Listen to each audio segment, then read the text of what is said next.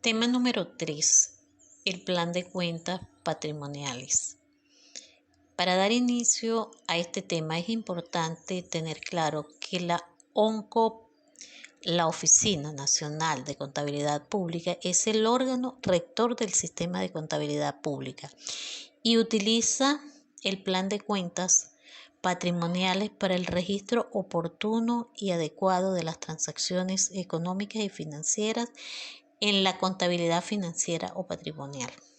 El sistema de contabilidad pública representa el elemento integrador de la administración financiera del sector público, que opera en función de la teoría contable, con sujeción a las normas generales de contabilidad del sector público, con las características propias de un sistema integrado de información, diseñado para capturar todas las transacciones económicas financieras con afectación patrimonial realizadas por el ente contable público, así como aquellas transacciones que en principio no afectan el patrimonio, pero que en el futuro pudieran hacerlo.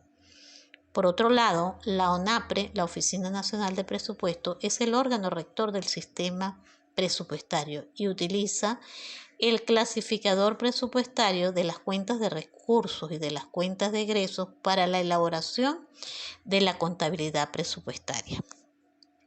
Los clasificadores presupuestarios y los planes de cuentas patrimoniales utilizados en los sistemas de presupuesto y contabilidad deben permitir su acoplamiento medular, asegurando el procesamiento automático de la información y evitando conversiones o nuevos registros de datos ya procesados. La Oficina Nacional de Contabilidad Pública, la ONCOP, en cumplimiento de las atribuciones establecidas en la Ley Orgánica de Administración Pública del Sector Público y en concordancia con el Reglamento número 4 de la Ley Orgánica de Administración Financiera del Sector Público sobre el Sistema de Contabilidad Pública, actualiza anualmente el documento técnico, Plan de Cuentas Patrimoniales, Descripción de Cuentas y Subcuentas, el cual contiene la descripción detallada de cada uno de los niveles de desagregación del plan de cuentas patrimoniales aplicables a la República y a los entes políticos territoriales con regímenes presupuestarios especiales previstos en la Ley Orgánica de Administración Financiera del Sector Público, así como a sus respectivos entes descentralizados funcionalmente sin fines empresariales, con lo cual se establecen principios y normas técnicas para el adecuado funcionamiento del sistema de contabilidad pública. El plan de cuentas patrimoniales ha conservado su estructura desde la primera publicación en el 2006, estableciendo una clasificación flexible, ordenada y pormenorizada de las cuentas y las subcuentas respectivas. No obstante, con el propósito de permitir el funcionamiento del sistema integrado de cuentas, ha sido objeto de diversas reformas, incorporando las cuentas requeridas para el registro contable de las transacciones económicas financieras en función de las inserciones de nuevos códigos en el clasificador presupuestario emitido por la ONAPRE y de las solicitudes recibidas por parte de los entes públicos. Ámbito subjetivo de aplicación.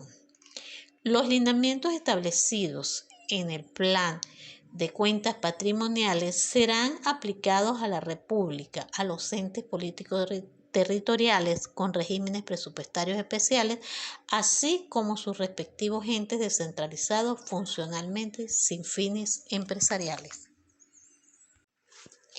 ¿Qué es el plan de cuentas patrimoniales? Es el instrumento que comprende el código y la denominación de las cuentas y subcuentas que conforman el activo, el pasivo, patrimonio, cuentas de orden, ingresos, gastos y cuentas de cierre que permiten la operatividad de la estructura financiera del ente contable público. Descripción de las cuentas y subcuentas. Constituye la guía para el adecuado registro de las operaciones económicas y financieras que realizan los entes contables públicos, en la que se le describe la constitución o representación de los conceptos que comprenden cada una de las cuentas y subcuentas que conforman la estructura del plan de cuentas patrimoniales.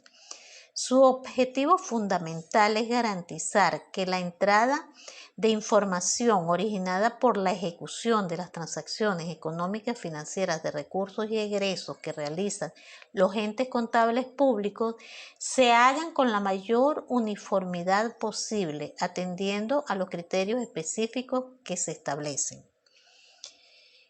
Código y denominación de las cuentas y subcuentas.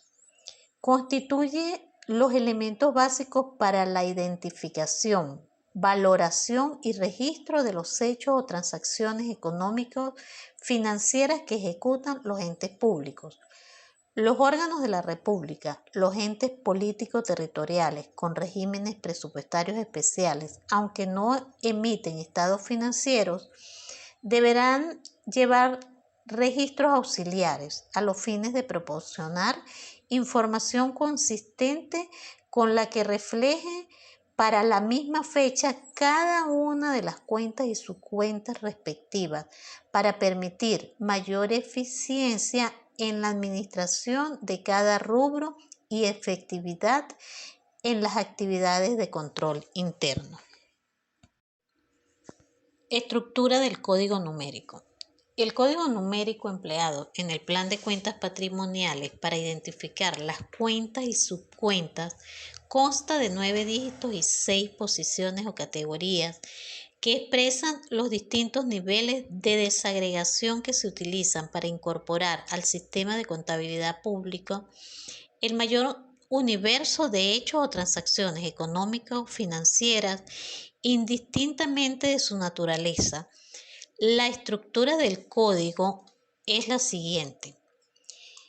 En la primera posición tenemos al grupo, segunda posición el subgrupo, tercera posición el rubro, cuarta posición la cuenta, la quinta posición subcuenta de primer orden y en la sexta posición la subcuenta de segundo orden.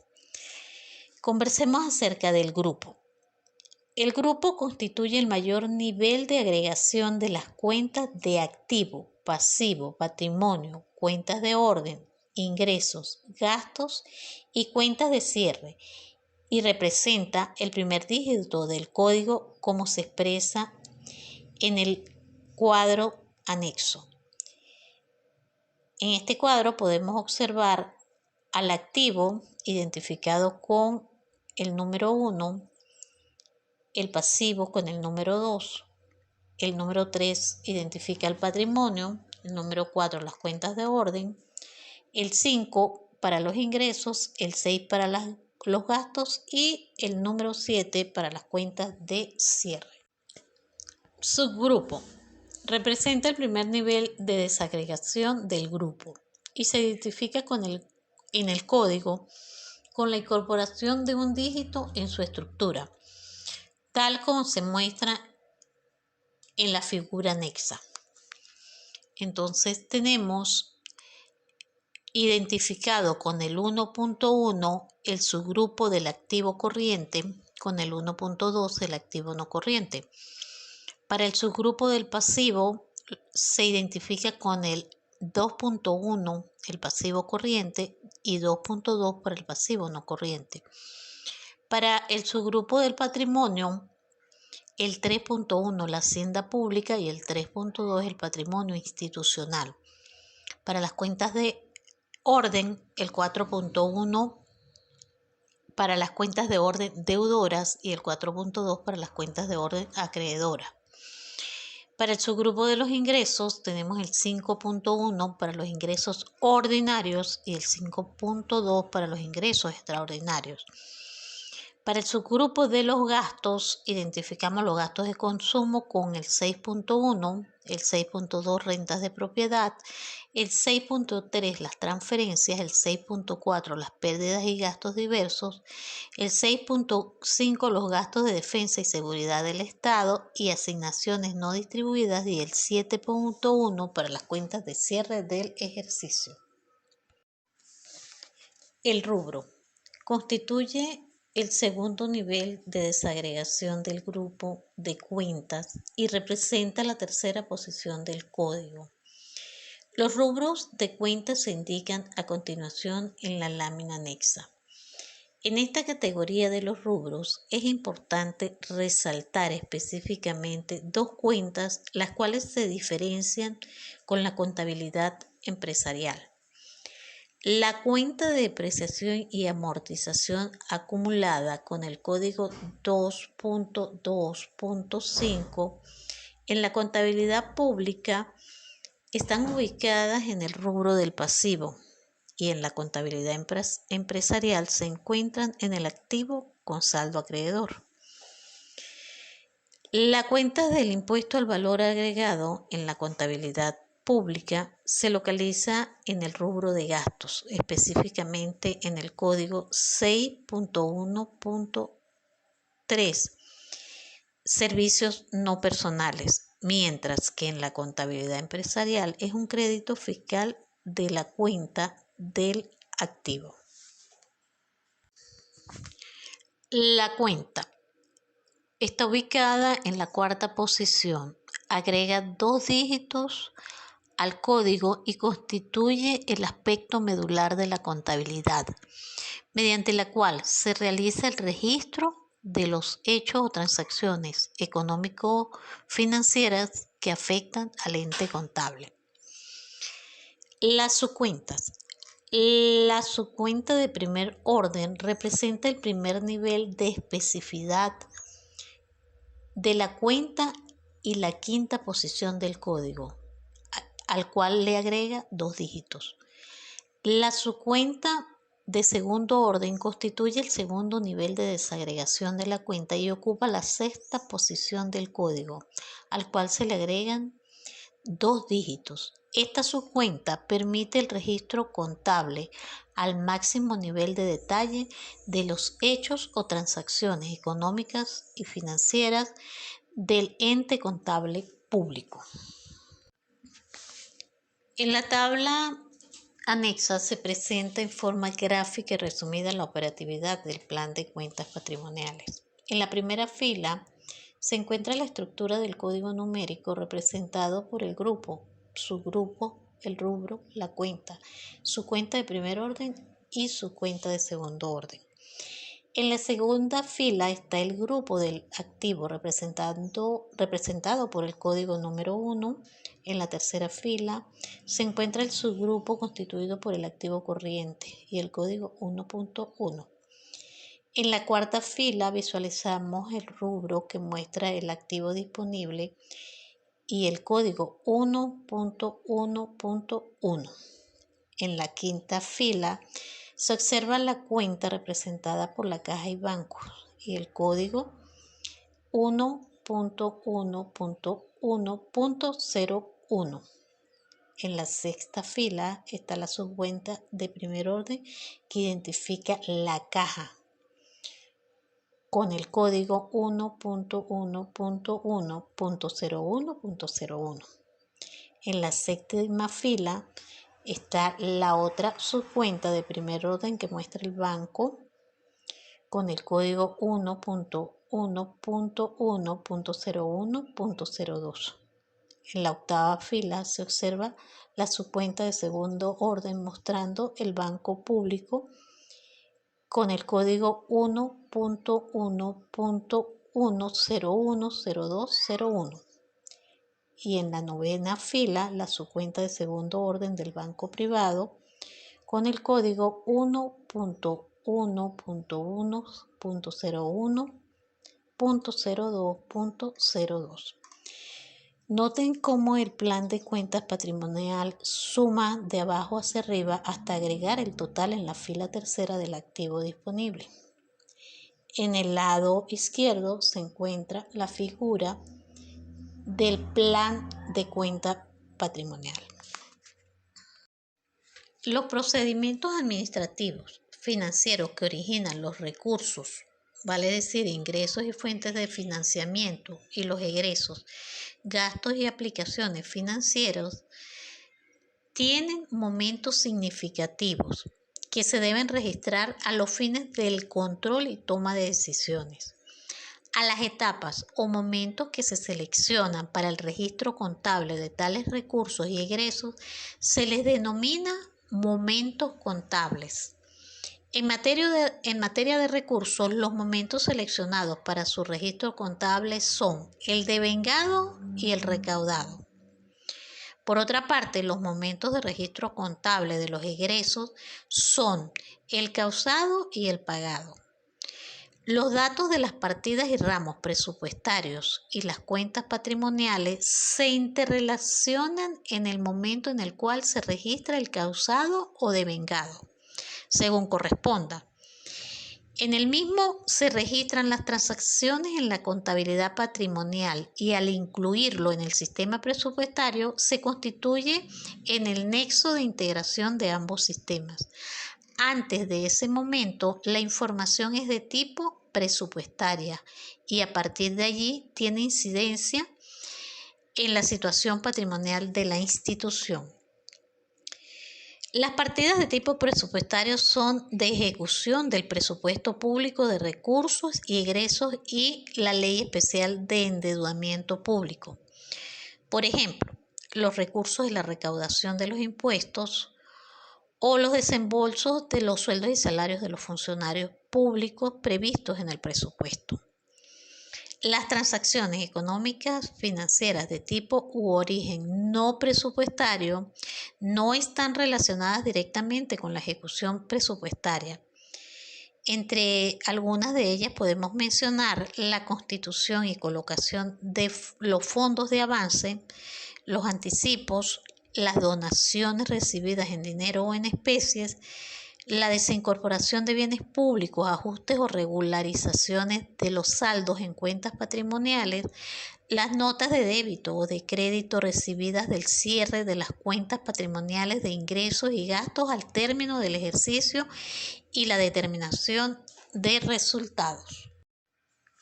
Conversemos acerca de los momentos contables para el registro de las transacciones. En la lámina anexa, observen que en la parte central están los momentos presupuestarios de los ingresos y de los gastos.